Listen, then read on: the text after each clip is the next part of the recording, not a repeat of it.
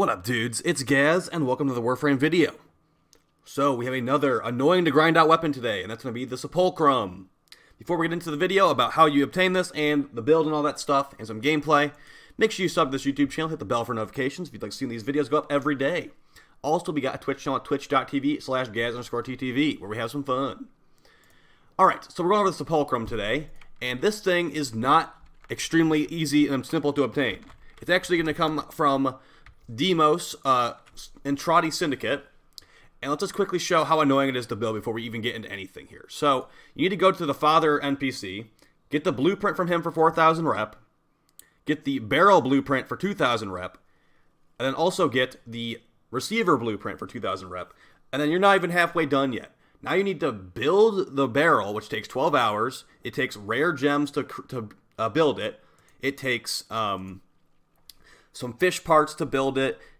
And the same thing's happening with the receiver as well. So it's two 12-hour build times for those parts. If you haven't seen, I guess you could start at the same time. But after you put those parts together, you have to also build the actual weapon blueprint itself. So grand total of 24 hours of waiting. And let's not forget, with these new Deimos weapons, you need to get that Entrati glass shard, which is 20 grandmother tokens, and grandmother tokens are extremely annoying to get in the first place. So now that we have given the context on how you get this thing, I will be grading it very hard, to be honest, because it's not just like, oh, go to the market, get the blueprint, oh, you need the new resource. You have to build this, you gotta build that, you gotta hit this rank of the syndicate. It's got rare gem blueprints you need to have as well to build it, so it better be good. And it is good, but it's also really unwieldy to use. So let's take a look at this MR14 requirement. So it's a really high MR weapon. And the description says, an ancient weapon designed by the Entrati. Primary fire siphons the life essence from the target to fuel devastating alt fire. Basically, you get 5 kills with the primary fire. It lets you use the alt fire. The alt fire is not usable unless you have 5 charges for that you've gotten from killing enemies. This large, weighty, double-barreled pistol delivers twin projectiles that pack a punch, exploding on impact. Alt fire puts the weapon into lock-on mode. Aim to lock onto multiple targets, unleashing homing rockets. Okay, so that is actually correct. It shoots 2 projectiles at once. It takes 2 ammo per shot on the primary shot. And once you kill 5 enemies, it lets you activate lock-on mode, which will fire off some homing rockets that have pretty good stats. Alright, so yeah, the base stats in this thing are pretty good, but some of it's not good. So we've got 30% crit chance, 2.2 multiplier, pretty decent, I suppose. 3.67 fire rate with a 90-round magazine. So it's way too low a fire rate for how big the magazine is, honestly. You usually don't even get to the bottom of your magazine before you start reloading, to be honest. 4-second reload, so atrocious reload, absolutely atrocious reload. So bad that we're actually going to be running some synth mods on our companion, and maybe even consider it on our frame to automatically reload this weapon while we are attacking with a melee. Because guess what? You can't use a jack magazine on this thing. The mod that lets you automatically reload your pistol while you're attacking with melee? No, you can't use it on this thing. Because why'd you even think about that? Bad idea. 14% stash chance on the primary fire. And it's going to do impact, puncture, and slash on the impact. And then it's also going to have some built-in heat on the explosion. A 1.6 meter explosion when you fire the primary shot. So the secondary fire is going to have 38% crit chance and a 3x multiplier with 1 fire rate, so very low fire rate. And then when you use the alt fire, the rocket launcher, it does not take any ammo out of your magazine. It's also got pretty high stash chance at 26, and it does a lot more damage than the primary fire, like basically just double. And then the explosion on the rocket launcher is actually going to do 480 heat innately. So you can do viral heat, corrosive heat on this thing really easily. Now, here's how it works. I tried to make my energy color and graphic settings so that you can actually see what I'm shooting, but the rocket launcher still doesn't show up in my graphic settings for some reason, so the damage definitely will, though. So that's the primary fire. Now, you can't actually use the alt fire unless you have targets to fire at. So see, I'm trying to press it right now. You push the lock-on button and then click the primary fire. That will fire out the rocket launcher. So let's summon in some paused enemies just so I can show you how that works. So activate lock-on. I already have the charges going because I killed 5 enemies before this. Hold on the button. Locks onto that guy. Lock onto that guy. See the red circle in the middle of the reticle? That's showing how many targets out of the maximum you've locked onto. So 5 is the maximum. Now we can actually just not even look at the enemies and fire the rockets off. They will home in on them. But just for the purpose of this video, let's just look at them. So there you go. The rockets kind of go all over the place. and there was two enemies like homed in right there, and it didn't kill this guy. So the AoE is not amazing. Also keep in mind, since this thing is an AoE weapon, it will stagger you if you don't have prime sure-footed or other means of preventing staggers. So yeah, it does pretty okay damage. This is the non-Riven build. I do have a pretty good Riven for this thing. But yeah, as you see, it is pretty slow fire rate-wise, and it did home in on that guy I wasn't even looking at. So the homing does work pretty aggressively. Of course, it will fly into ceiling sometimes when you don't want it to. And those were just butchers, so they're going to get one shot. Building the charges on this thing when you're fighting like high armored, like tanky enemies is not exactly practical. And as you can see, we cannot equip the eject magazine, or whatever it's called, yeah, eject magazine, the automatic reload mod for the Exilus, because we were thinking too hard apparently. Alright, so yeah, what we got here is we got a crit corrosive build. You could just run viral if you want to, because that will make it viral heat on the explosion. Corrosive heat also is great. And yeah, if I put more form on this thing, we put an Exilus mod. I suppose you would put on lethal momentum, because you can't put on eject magazine, or maybe even steady hand, because it does have a bit of recoil. I'd say those would be the two ones I'd recommend. Maybe even spry sights if you got that one, increased movement speed while aiming, or even a silencer mod for playing Ivara or some other invisibility frame. So yeah, okay, that's the basic gist of it. Let's just show it against some high armor targets. We'll show bombards and actually, let's just show Exo Goose Drag. Let's do that. There we beat the corrosive. We'll do 5 of those, and then we'll do 5 bombards. And I'll show it in mission, because honestly, like, it is pretty okay, but in mission, it doesn't feel like it can deal with hordes. Also, here's the automatic reload mods they're talking about.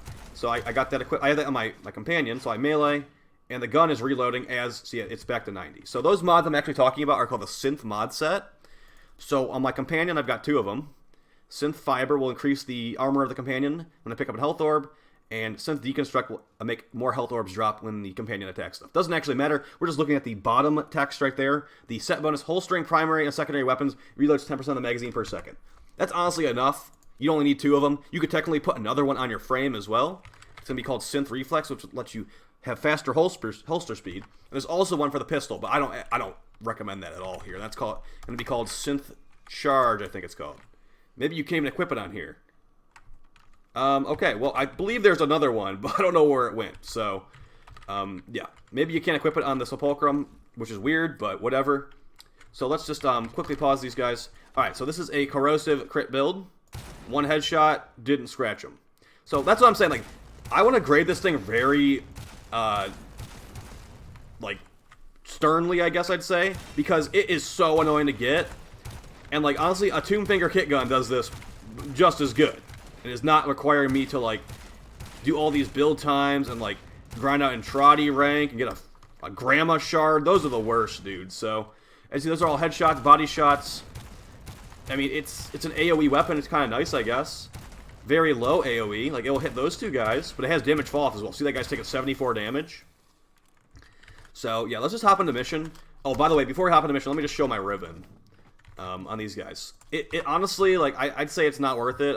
I want to call it mastery fodder with how much work it takes to get this thing, but I'm not going to go that far. Because maybe if you don't like the tombfinger, maybe, and you want tombfinger-esque weapon, this might be what you're looking for. So with Sepulcrum, Criticon, we have increased critical chance multi-shot and minus damage to infested, so we go over 100% crit chance on the primary fire, and almost 150% crit chance on the rocket launcher. So and then the multi-shot is like whatever, honestly. Like, the Rivens are such low stats. Because this thing is not super amazing, I think they might buff the Rivens eventually. But, I mean, maybe they won't because, you know, they don't want to make eject magazine work on it. Why would they make Rivens good on it? That's how I look at it. Let's unpause them, too, so they can walk around. Oh, they're going to fight each other. Yeah, because the Exo Goose Drag officers are technically Grenier. And the corrupted Bombards are actually corrupted. That's with the Riven. Basically the same stuff, honestly. The Rivens are pretty weak. But maybe someday.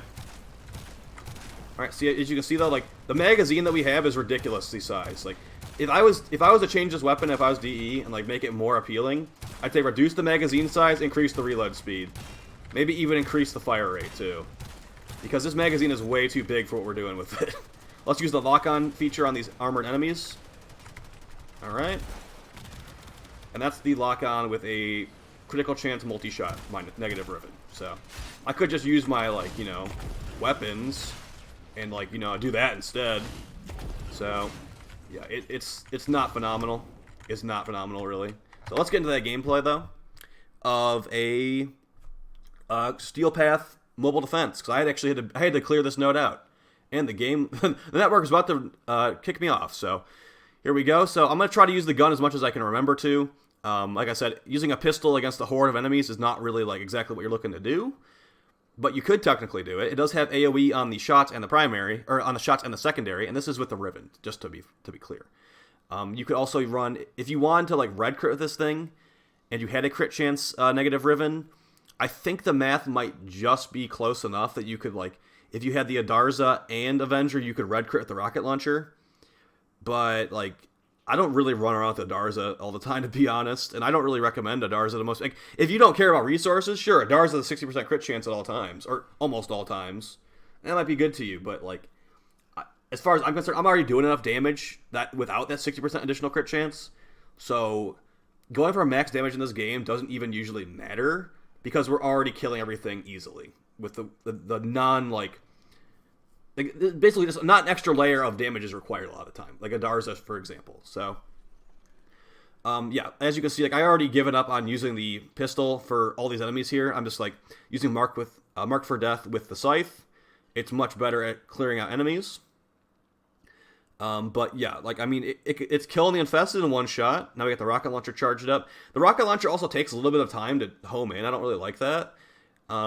Also, I was using Mark for Death here, and something I found annoying is that if you lock onto the enemies and then push Mark for Death, you lose all your lock on. So basically, you should Mark for Death and then lock on, which is like a big waste of time, but that's what you should do if you want to use Mark for Death with this thing. Which it's not very good with Mark for Death, so I wouldn't recommend it, but there you go. So as far as if I would recommend this to you, I'd say no, I would not. I wouldn't really recommend any of the Entrati weapons to you. The weapons that we already have in the game serve a very similar purpose, are not as annoying to farm for, and don't have 4-second reload times, or 5-second reload times in the case of the Trumna. And if you really want to run the synth mods to switch, I guess you could do that, but the fact that you can't even run eject magazine is kind of just an insult to me. So I'd say I would not recommend this to you. If you like the idea of a homing crit rocket launcher that is really annoying to charge up, then go for it. Like it's pretty much like a tombfinger and a homing version of the Angstrom stapled together. Yeah, I think that's a good way to put it, actually. But they also staple together the reload times as well, so it's got both the reload times combined, and the magazine for that matter. The magazine's way too big for anything that we're doing here, so I'm assuming the big magazine's just because it has such a terrible reload. That's what their logic was behind it. But yeah, I would definitely prefer a smaller magazine and faster reload, honestly. So that's basically going to be it for the video, guys. Hopefully you found this helpful. I'll talk to you guys next time. More daily uploads on this channel, of course. I got a Helminth Grendel video coming out pretty soon. Helminth, all this stuff. So I'll talk to you guys next time. Take it easy. Peace.